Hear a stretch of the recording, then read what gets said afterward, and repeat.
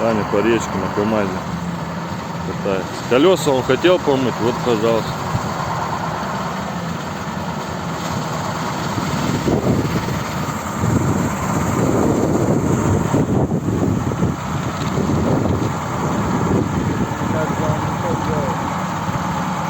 Не, Сань.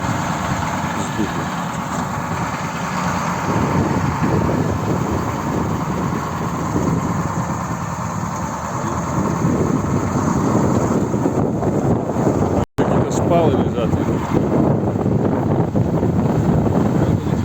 Хотел ходовую помыть, вот и помыл.